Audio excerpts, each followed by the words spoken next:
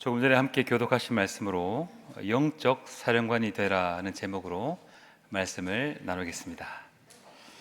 오늘 함께 읽으신 본문은 출애굽기 32장 말씀입니다. 32장 말씀의 일부분이죠. 지난 주일 오후에 또 출애굽기 말씀을 나누었는데 또 제가 계속해서 출애굽기 말씀을 이어서 전했는데 그때 출애굽기 말씀은 18장이었습니다. 다 기억하고 계시죠? 아시는 줄 믿고 그러니까 이제 19장부터 31장까지는 훌쩍 뛰어넘은 겁니다. 그 사이에 어떤 일이 있었냐면 출애굽을 한 이스라엘 백성들이 출애굽한 지 3개월 만에 시내산에 도착을 했고 거기서 제일 먼저 한 것이 십계명 말씀과 율법의 말씀을 받은 것이었습니다. 이때 받은 말씀 한 구절 한 구절이 너무 재미있고 귀한 말씀들이지만 전체적인 큰 그림을 보기 위해서 훌쩍 뛰어넘었는데 간단하게 요약해서 말씀을 드리면 19장부터 23장까지는 십계명을 비롯한 율법의 말씀을 받았고 24장에서는 언약식을 가졌습니다. 그러니까 언약식은 그 언약에 따르는 하나님의 백성이 되겠습니다라고 축제와 같이 잔치와 같이 12기둥을 세우고 화목제물을 드리고 함께 70인의 대표가 하나님 앞에서 먹고 마시는 그런 언약 체결식이 있었습니다. 그리고 25장부터 31장 오늘 본문 바로 앞에까지는 성막에 관한 말씀이 쭉 기록되어 있었습니다. 그리고 이 성막에 관한 말씀을 받을 때에 모세가 시내산에 올라가서 40일 40야를 그렇게 시내산에서 머물렀더랬습니다. 그래서 오늘 읽으신 본문쯤에 오시면 통독을 하시다가도 이쯤에 오시면 몇 가지 궁금한 점들이 생길 수 있는데 그 궁금증에 대한 해답을 또 세 가지 정도로 살펴보면서 다 함께 도전받는 시간이 되시기를 소망합니다. 먼저 궁금한 것은 율법과 성막의 의미가 무엇인가 하는 것입니다. 출애굽기에 보면 율법과 성막에 관한 말씀이 참 많이 나옵니다. 한 17장, 18장까지는 이야기가 재미있고 잘 나가는데 20장에 가면 이게 10계명이 이때 나온 거구나 라는 생각이 딱 들면서 그 뒤로 가면 율법에 관한 이야기가 나오고 율법에 관한 이야기가 좀 이게 알 것 같기도 하고 모를 것 같기도 하고 성막에 관한 말씀을 보면 정말 구체적으로 하나님께서 말씀을 하고 계시는데 이걸 오늘날 우리가 알아야 되나 싶은 생각이 드는 그런 말씀들이 쭉 이어져 있죠. 그래서 성경 통독을 할 때는 이 부분이 더러 부담이 되실 수가 있을 것 같습니다. 그래서 저는 통독을 하는데 이 부분이 좀 부딪히면 율법과 성막 파트가 좀 부딪히면 그냥 살짝 넘어가고 다음에 보셔도 됩니다 라고 말씀을 드리기도 하는데 성경을 계속 보시다 보면 이 부분이 언젠가 이해될 때가 있기 때문에 너무 부담을 갖지 않기 위해서 살짝 뛰어넘으셔도 됩니다 이렇게 말씀을 드리긴 합니다. 그렇지만 이게 의미가 있는 것이 무엇이냐면 십계명과 율법은 말하자면 헌법 같은 겁니다. 헌법. 그러니까 대한민국이 나라를 건국하기 전에 헌법부터 먼저 제정을 했죠. 그래서 이스라엘 백성이 가나안 땅에서 하나님의 나라를 이루기 전에 애국과는 다른 불신자들과는 다른 하나님의 질서 안에서 살아가도록 하기 위해서 십계명을 비롯한 여러 율법들을 주셔서 하나님의 백성답게 구별되게 이 말씀들을 지키면서 살아가라 이렇게 주신 것이 십계명과 율법입니다. 너무너무 사실은 좋은 의미이고 참 구별됨이 있는 거룩한 하나님의 백성이 되라는 정말 좋은 뜻을 담고 있는 것이죠. 그렇다면 또 성막은 무엇일까요? 성막은 간단히 말하면 이동식 성전이라고 보시면 됩니다. 그 민수기 말씀에 보시면 가나안 땅까지 이동하는 이스라엘 백성들이 진을 편성해서 성막의 가운데 있고 동서남북으로 세 지파씩 성전을 중심으로 이동하는 그런 진이 편성되는 부분이 있는데 말하자면 성막은 하나님의 임재의 상징이면서 이스라엘 백성의 영적 중심이 되는 매우 중요한 그런 의미를 가지고 있는 것이죠.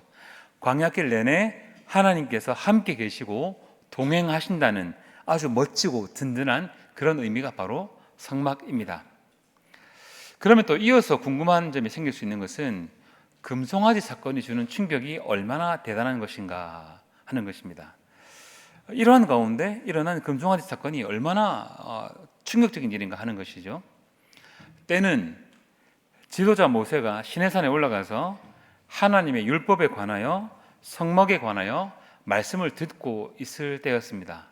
특히 성막에 대한 설계도를 쭉 듣고 있을 때였습니다. 성막에 대한 설계도, 길이는 어떻게 하고 재료는 뭘 쓰고 어떻게 덮개는 어떻게 만들고 막 이런 말씀들을 쭉 섬세하게 듣고 있을 때였는데, 근데 이 불세출의 지도자 모세가 40일 주야를 시내산에서 올라가서 도통 보이지를 않자 백성들의 마음에 두려움과 염려가 생겨서 큰 하나의 죄를 짓게 되는데, 그것이 바로 금송아지였습니다. 여러분, 말씀 1절, 32장 1절과 4절 두 절 말씀을 우리 함께 읽어보겠습니다. 백성이 모세가 산에서 내려오미 더딤을 보고 모여 백성이 아론에게 이르러 말하되 일어나 우리를 위하여 우리를 인도할 신을 만들라. 이 모세 곧 우리를 애굽 땅에서 인도하여 낸 사람은 어찌 되었는지 알지 못함이니라. 아론이 그들의 손에서 금고리를 받아 부어서 조각칼로 새겨 송아지 형상을 만드니 그들이 말하되 이스라엘아 이는 너희를 애굽 땅에서 인도하여 낸 너희 신이로다 하는지라. 사람은 항상 눈에 보이는 무언가에 참 약한 모양입니다. 그래서 눈에 보이기에 좋은 것을 좋아하고 따르기도 하고, 반면에 눈에 보이지 않으면 불안해하고 보고 싶어하는 그런 특징이 있습니다. 그래서 어떤 형상이든지 모양이든지 만들면 거기에 미혹될 가능성이 많죠. 그래서 하나님께서는 이것을 아시고 십계명에 말씀하시기를 어떤 형상이든지 만들지 말라, 그렇게 말씀하셨습니다. 가만히 생각해 보면 우리가 믿는 하나님을 제외하고는 무엇이든지 다 형상이 있습니다. 어떤 종교든지 다 형상이 있어서 그 형상을 만들고 거기에 절을 하게 만들고 그렇게 하는 특징을 가지고 있죠. 우리가 믿는 하나님만 딱 예외입니다. 금송아지가 바로 그런 의미인 것이죠. 눈에 보이지 않는 하나님을 인간의 눈에 보기에 좋은 대로 금으로 만들어서 이것이 우리를 인도하여 내었다, 이렇게 말하면서 하나님의 위대하심을 그 조그만 형상으로 축소해서 보면서 즐거워하는 것이죠. 이게 왜 문제냐면 이건 진짜 하나님이 아니라 내가 보기에, 내가 생각하기에 그냥 위로받고 즐거워하기에 좋도록 좋은 재료로, 내 나름대로는 좋은 재료로 임의로 만들었기 때문입니다. 그래서 이것을 다른 말로 우상이라고 하죠.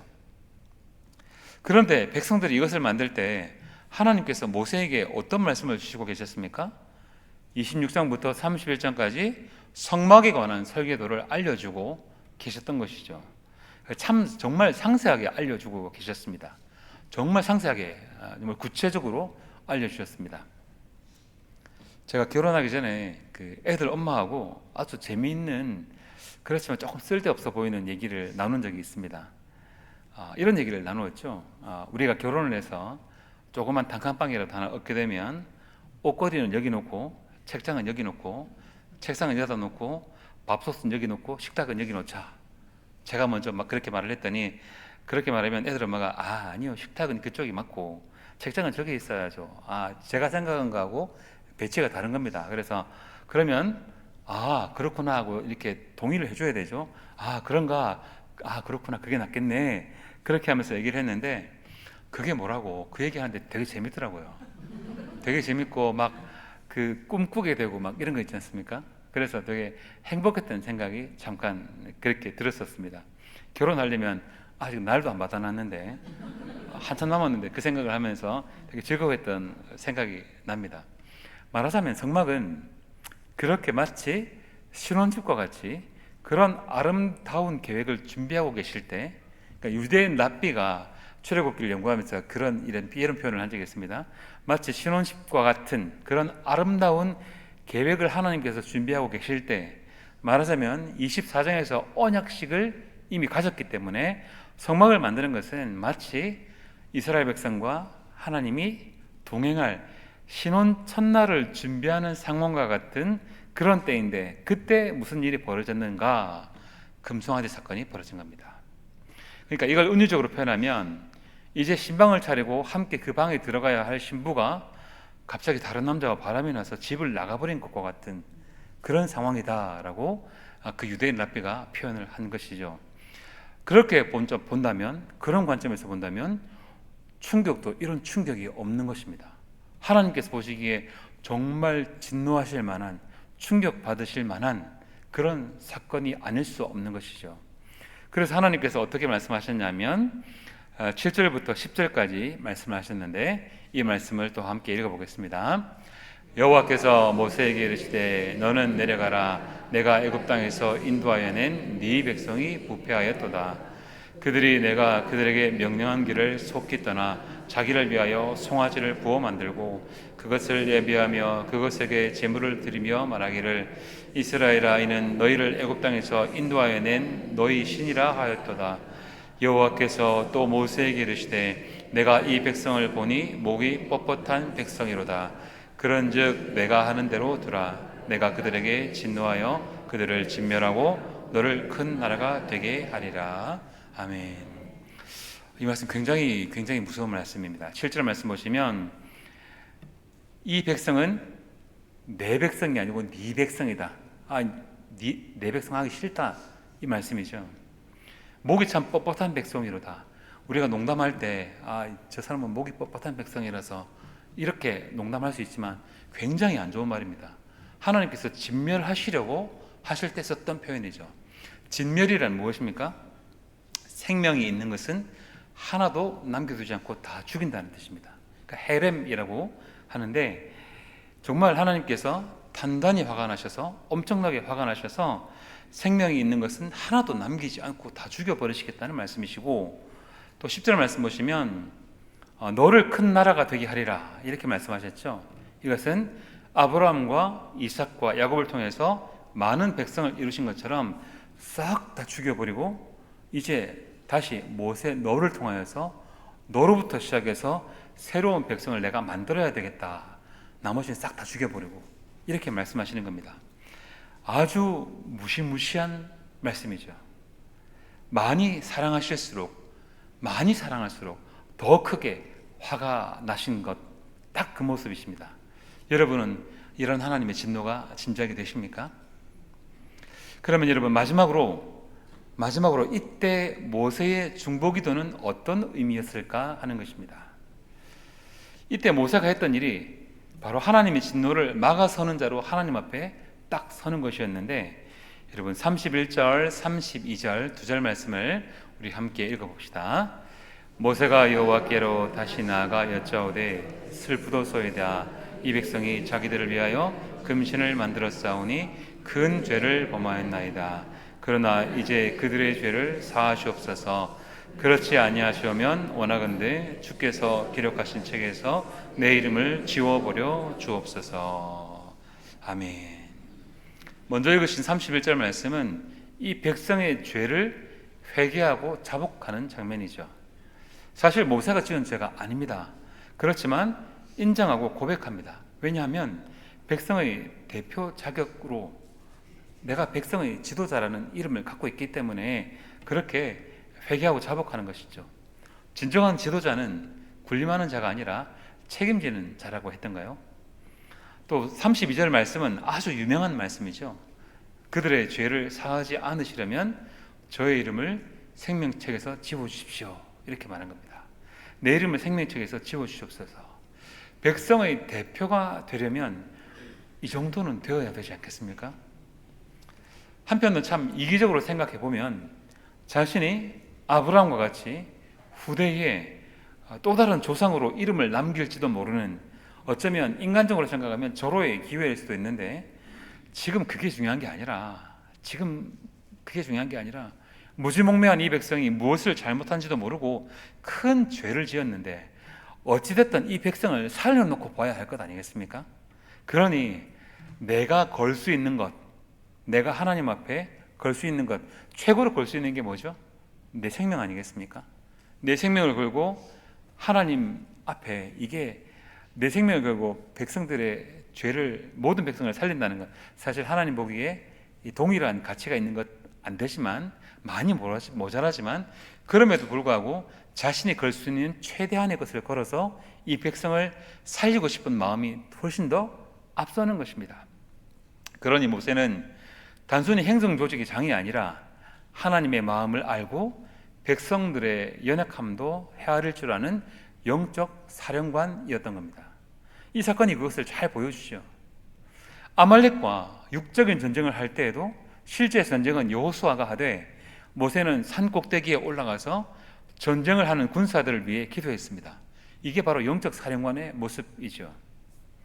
하나님 보시기에 백성들이 죄악을 범하고 무시몽매한 일을 해서 큰 분노를 샀지만 한 사람의 목숨을 건 강구에 하나님께서 진노를 돌이키셨는데 그 귀한 역할을 모세가 한 것입니다. 그 결과로 금송아지를 만들었던 일부의 백성을 하나님께서 치기는 하셨지만 그럼에도 불구하고 시내산을 떠나 계속해서 가나안 땅을 향해 나아가게 하셨고 이 과정에서 모세가 하나님의 분노를 담아서 깨트려 버렸던 돌판, 이 돌판도 다시 직접 새겨 주셨습니다. 돌판 깨트린 건 이런 의미죠.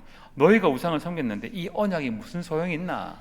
이 언약이 의미가 없다라는 마음으로 모세가 하나님의 분노로 그걸 깨트려 버린 겁니다. 다시 말씀드리지만 이때 모세가 없었다면, 만일 모세가 다른 마음을 먹었다면 어떻게 됐을까요? 정말 생각만 해도 끔찍한 일이 벌어졌을 겁니다.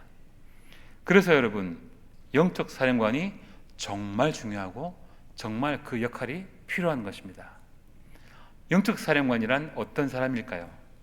하나님의 마음을 알고 백성의 연약함을 아는 사람, 그래서 모든 것을 걸고 중보할 수 있는 사람, 이 사람이 바로 영적 사령관이 되는 것입니다. 우리가 함께 예배하는, 일단 우리 교회는 일단 접어두도록 합시다. 기도하는 주의 종이 많으시고 중직자들도 많으시고 우리 담임 목사님도 계시고 그러니까 이 예배당은 함께 중보하고 기도하는 그런 곳이라면 교회 이외의 곳, 가정에서, 일터에서, 우리가 머무르는 곳에서 영적 리더는 누가 되어야 할까요? 여러분, 바로 우리가 영적 리더가 되어야 합니다. 믿음의 가정이란 무엇일까요? 가족 중에 한 사람이 그 가정을 믿음의 기도로 지키면 그것이 곧 믿음의 가정이죠. 가족 중에 한 사람이라도 내 가정이 잘못되지 않도록 이 가정을 붙잡고 이 가정을 위해서 기도하고 하나님 앞에 정말 간절히 중보하는 마음으로 기도하면 그것이 믿음의 가정 아니겠습니까? 그 한 사람으로 인해서 그 가정이 진노에서 돌이킴을 받고 복을 받게 되지 않겠습니까? 내 사업장이, 내 일터가 하나님 기뻐하시는 곳이 될 수 있을까요? 거기서 금전적 이익만을 바라고 원하고 추구할 것이 아니라 그 일터를 위하여 중보하는 소수의 사람이 딱 버티고 그 자리를 맡고 있으면, 그 자리를 딱 서 있으면 그곳에도 하나님의 은혜가 머물지 않겠습니까? 심지어 기도하는 그 한 사람으로 인해 아무리 어려운 상황에서도 쉽게 무너지지 않는 그런 복된 일터가 되면 얼마나 은혜롭고 복된 일이겠습니까?